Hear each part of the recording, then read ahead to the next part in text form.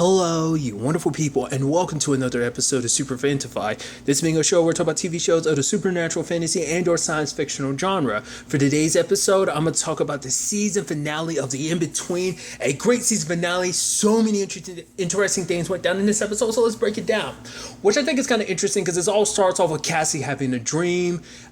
She's chasing someone that she thinks is her mom because she's looking from behind, and as she's running, she runs into Ed, and she's chasing after her mom, and runs into Calvin, which all that seems very befitting because it seems like all that was kind of came true to a certain extent, and like those three particular players have a part to play in all this. Like I said, I'll kind of unravel it slowly, but it turns out, Cassie ends up seeing Mark slicing a lady's throat, but it wasn't Mark. It turned out to be Calvin who did it. Basically, he ended up getting released from prison because there was an overcrowding situation. So he's there, and obviously he's talking more and more about like all the stuff that he's doing, basically talking about Ed being, in his head, basically saying that he was chosen.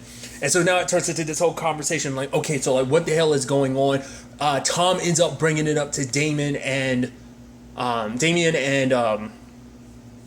Cassie about what he believes about this whole Mark situation, that Ed was able to influence him and Calvin, basically kind of suggesting if you are even having some form of perception that maybe, like heightened perception at the very least, that maybe they can talk to you. They might not have the full-blown contact, whereas with Cassie it's a full-blown almost scream when they contact you, can think of it like that, whereas with other people who don't have the ability she does, it comes off as a whisper, like these voices in your head. That's all it really is. It's almost interesting because it's almost like an angel and devil on your shoulder. Like Ed kind of acts as like the devil on your shoulder, whispering things into your ears. That's probably what ended up sadly happening to Mark, why Mark went from the boy who was like, oh, my mom was murdered by Ed, going this terrible experience. And like I said, we have no idea how long Ed has been whispering in his ears slowly and surely, but obviously because Mark was already a little disturbed because of that incident, it basically opened up his mind to be accessed. So if you are there, if you already have some violent tendencies, it seems like it, I guess trauma kind of leaves you vulnerable enough for Ed to kind of get in your ears. Because it's interesting because,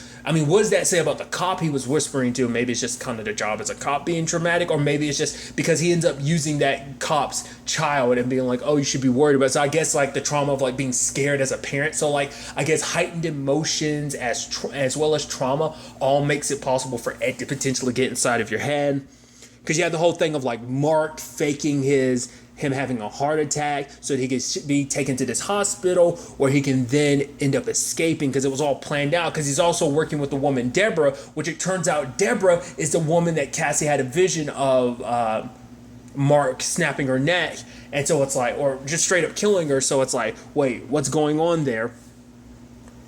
Apparently her and Mark have been in love, and she thought it was a situation of oh, we're going to run away together type of thing, because she sadly believed that he was innocent. So the question then becomes was there some part of him that did in fact love her, and Ed was just kind of now you got to take care of her? Was it like that, or was the plan always to take care of her when it's all said and done? It's actually something I didn't even think about, because it's not something that really focuses up in the episode. Well, it comes up a little bit because there's a single line from Ed where he's like, oh, you think it's the end? I can make another Mark at any point in time. Because when you actually think about it, his relationship with Mark is just like the home dude from last episode who trained him, in his past and everything. So it's kind of a repeat of that cycle of just one serial killer giving birth to another serial killer who gives birth to another serial killer.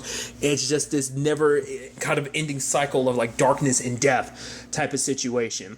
Luckily, because everything kind of worked out, Deborah ended up walking away from this alive, but Mark was in the process of killing her. But if the cops had not shown up as fast as they did, if it wasn't for Cassie already having visions of her and stuff like that, they wouldn't have kind of been able to jump on it quick enough to get to her. But because Mark knew that the cops are coming, because he has a ghost on his side who can pop in and pop out and go anywhere, makes it, that's something you also have to kind of contend with on that side of things. So it's already bad enough that this is all happening right now, so that's bad enough, but they also have to worry about Brian's condition, his surgery's coming up, and obviously Cassie's just trying to be oh, I want things to kind of work out. I want, the best of luck with this whole situation. So you got that to worry about. Plus you got this whole Ed, doing his thing, which interestingly enough, Cassie looks into his files, tries to understand everything. At first I'm like, okay, what is she planning? I thought she was kind of trying to dive deeper into Ed's psyche, kind of like she did last episode. I thought that was kind of the point to kind of tug at it, but I was like, no. What she was doing is she ends up meeting up with Abigail, which that's a nice little slight story where it's like Hannah's like, oh, I'm doing better. The fact of the matter is she can hear her baby Crystal kind of like laughing like someone's playing peekaboo with her. So she believes like, Abigail is there and kind of like, playing with her. So it's like, and there's a whole conversation of like, babies can see that type of things when they're younger, but it kind of goes away. They get older, they get, obviously Cassie be an exception just because it kind of runs in their family. But then there's a whole situation of, Hannah being like, I hope that she can always, even if she can't see Abigail, I hope at the very least she can feel her. So Cassie decides to stay and wait for Abigail because she wants Abigail's help tracking down Millie because she's going to need their help for obviously what ends up happening later on. But there's a whole conversation with Abigail that was kind of interesting because it's like, once again, it's like the in-between is vast. And the fact of the matter is she still hasn't found her Aunt Molly. So it's like, that's also something to consider. What I also thought was kind of interesting, like, I guess for whatever reason, I thought like, when Ghost kind of popped off like Millie did last episode, I was under the impression of like, oh, you're free. You're able to kind of, finally go to like heaven or something like that, which that's a whole conversation in itself because like there's a kid, and that group of people Cassie met at the hospital basement, that whole situation. So that's why I was like, did that, that was them going to heaven because she was like, yeah, I was expecting bright lights and stuff like that, but it never happened. So I guess like just because someone kind of disappears doesn't necessarily mean that they moved on. It could just be like because like Abigail and Millie, for example, are unhitched from the places that bind them, then the fact of the matter is they can go anywhere in the in-between. I guess kind of saying that basically the world is theirs to search as ghosts and kind of pop all around all over the place, which is kind of crazy. It's like, yeah, that's a lot of places to be searching for ghosts, so it's not going to be the easiest thing to kind of track down particular people when the time comes. Brian's going into his surgery, but obviously like, you have Cassie having that situation of she's seeing the fetch again, and she saw it when it came to Sally's situation. She saw how that played out, and now her mind's boggled because she's trying to confide in Damien about like, okay, what do I do? The fact of the matter is, because she's been told it's meant to be a sign of death, but at the same time it's supposed to potentially mean something good. But it seems like in her case it's like more so it just seems that particularly mean death. But it's like the fact that I'm seeing Brian, does that mean it's not going to work out with the surgery? Does that mean I should say something? Should we stop the surgery? But what if we stop the surgery and that's actually what makes things worse by making things, she doesn't know the right choice to make. It's like she's being played with these visions, but the whole thing is like they're up to interpretations. Like, what does that mean that his life is potentially in the balance? But which route am I supposed to take? It's a big question, So, and even Damien can't tell her, like, I don't know what to tell you. It's like, should I have told you about me seeing Sally's fetch at first? And he's like, no, because it wouldn't have changed anything. The fact of the matter is, there was nothing that could be done in that particular situation. Even with that knowledge, it wouldn't have changed anything. So now Cassie kind of has to decide what she's going to do. It's like maybe doing nothing is the right thing. So she doesn't even tell Tom. So there's that. Mark ends up attacking her in a place. Luckily, she was able to stun gun him and kick him out the window, and he falls to his death and dies, which obviously Ed didn't appreciate because it's not only is his mentor arrested. I don't know if he really cares that much about it. I'm sure he does, but more so than anything, the Millie situation, Millie was taken from him because that was supposed to be his one true love to a certain extent. It's even interesting because even Deborah was like, oh yeah, Ed was referring to his girlfriend, that she was special. I think in some twisted way, because let's not forget, they made reference to that. I think Damien made reference to it last episode that when Ed sees Cassie, he sees Millie because they kind of look a little bit like. But another aspect of it, it's like not only did she take Millie from him, she also took Mark, his protege, to basically, Mark was supposed to be kind of his way of continuing his killings and stuff, kind of continuing his legacy, him being there the entire time, being by his side, whispering in his ear, like, oh, do this and do that. So there's that whole situation. So for him, it's like, oh, it's personal again. He already gets pissed at Cassie, but he's going even further just because it's like all that you've taken from him. So that's a whole thing. And then, Cassie's praying to like whatever it is out there in the universe that gives her visions, whether it's God, whether it's something else, whoever or whatever it is. It's like, she's like, the fact is I've prayed all my life. You take these visions away from me. You make it so my mom doesn't drink anymore. You make it so that my mom doesn't die, but you didn't listen. And it's like, in this instance, you're going to listen. If you let Brian die, you better not. He better be able to stay here with me and Tom. The fact of the matter is, if you take him from me, I give up on all of this. I've been here helping you interpret all these visions you give me that basically I play the universe reaches out to her. And it's like, if you don't keep Brian around, I'm gonna cast that all aside. I don't care how many visions you throw at me. I don't care if it ends up killing me. I will die knowing that I wasn't helping you anymore because you took away one of the most important people to me, kind of standing up to the universe. It's kind of interesting, and it seems like, when the way things kind of play out, obviously you get to it soon enough, but it almost seems like the universe kind of had no choice to listen.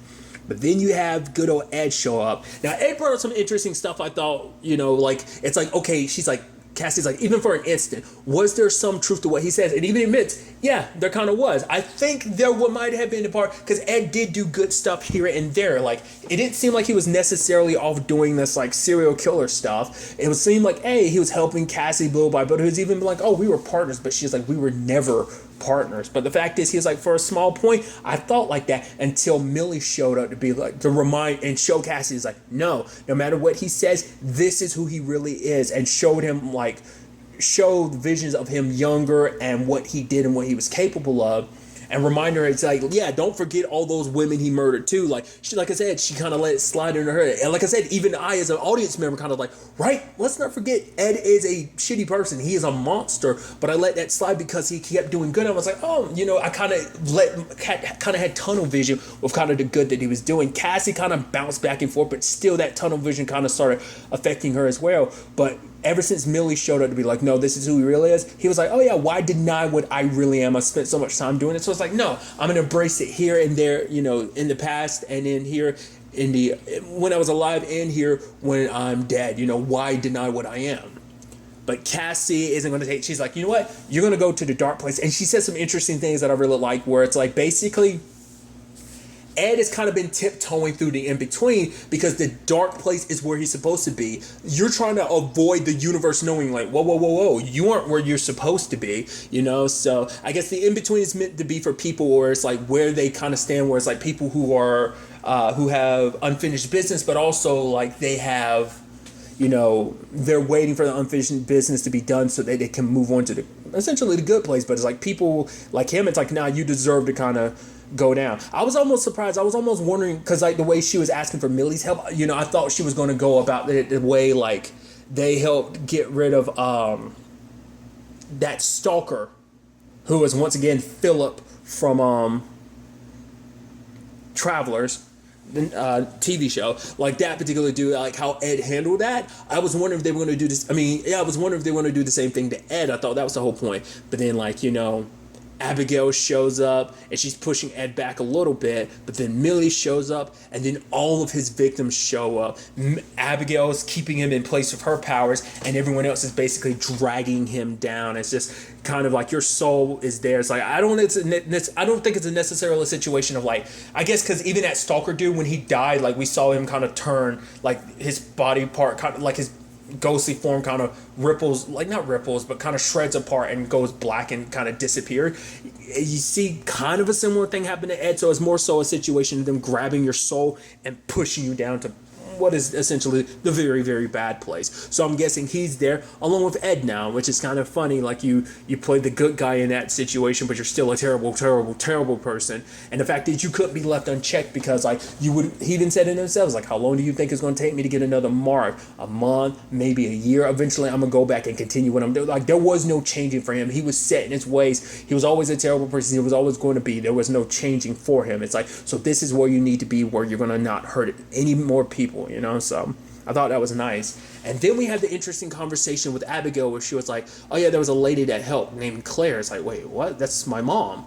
It's like, I wouldn't have never been able to find Millie or the other women if it wasn't for your mom. So she was helping out. But once again, that shows that her mom is there in the in-between. But it's like, you've been here this entire time. Why haven't you come to see me? Because once again, like, I think it's a situation where it's like, I think it's shame. she feels like she wants to help out. She's probably always kept an eye out on Cassie, but she doesn't let Cassie know that she's there. Maybe as you know, maybe she's learned a few tricks as a ghost because she knows like how that whole situation works.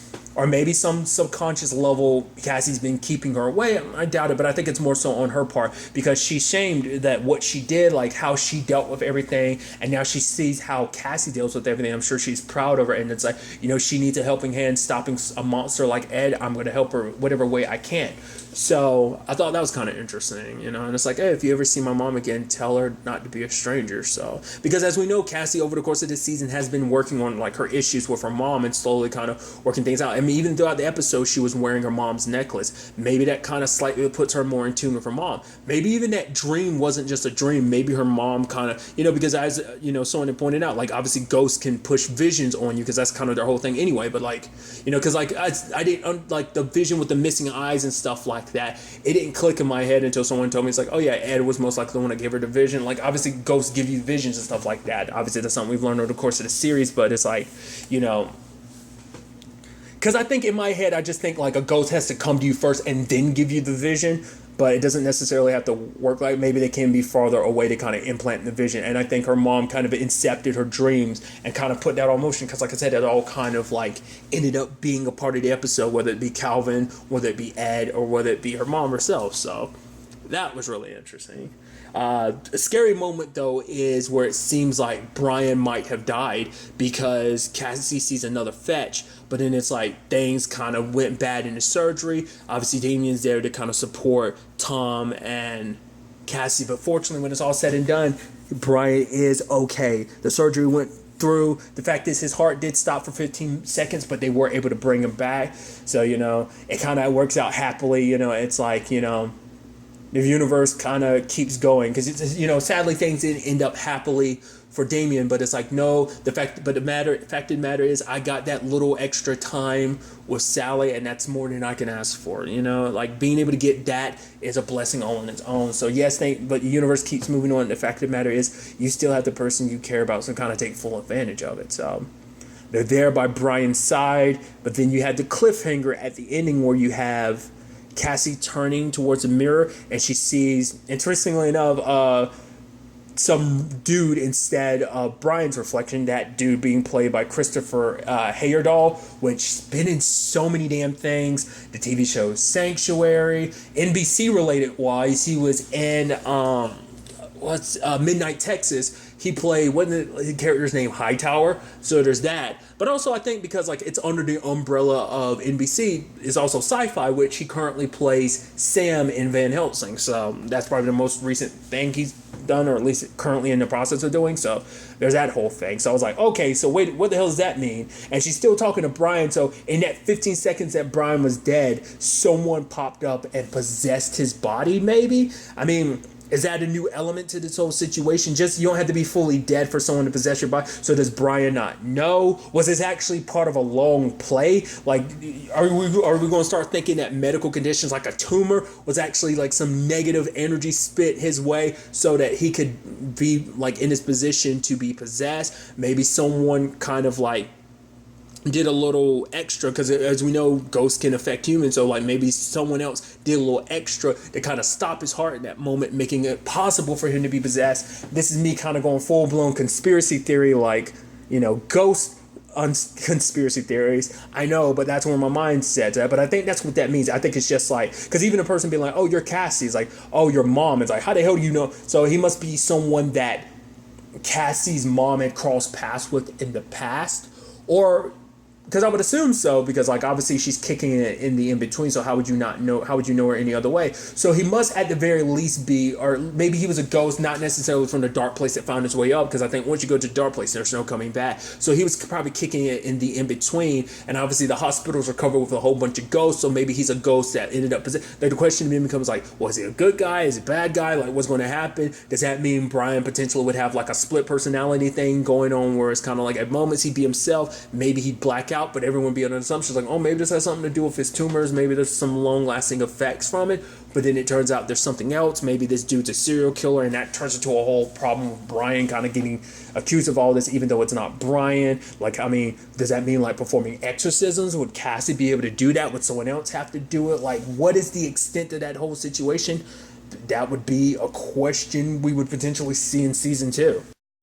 At the time of me recording this, it hasn't been revealed whether or not the In-Between is returning for a second season. I'm very hopeful because I'd love to see where we go and kind of expand, because like with this whole situation with Cassie, there's still so much we don't understand. I'd love to kind of get backstory and kind of understand like how this whole situation works. Like, is it something that started with her mom, or is it something that runs deeper in her family, like into like the lore of this whole being able to see ghosts thing? Is it like a curse? Is it just a natural born ability? Like, was there something specifically in the past that gave them the power? And also like what this means potentially going forward for Cassie, like, you know, will her powers grow? Like, what will things kind of be? Like, will there be a bigger toll taken on her going forward with everything? Like, because obviously the season kind of technically secretly had a main antagonist, and it was Ed. What, like, you would have never known that he was a main antagonist. He was just kind of the ghost that was kicking it around. But obviously her experience with Ed, is that going to change her approach to some of the ghosts that she would interact with potentially? Not all ghosts, but still, like, you know, there's storylines like Abigail looking for her Aunt Molly. Like, what would that potentially turn into? Would that be like the close of Abigail's story? What about Claire? Like, obviously, like I said, we know she's kicking it in the In-Between with all of this stuff going down. You know, I assume it'd be stuff that kind of makes her kind of have to come back into Cassie's life to kind of prepare her for something maybe that's coming. I don't know. I'd love to see, you know, where a second season would take us with all of that. But really, that's all I want to talk about. Till the next time we meet, be happy, be safe, live life to the fullest, and enjoy it. Good day and goodbye.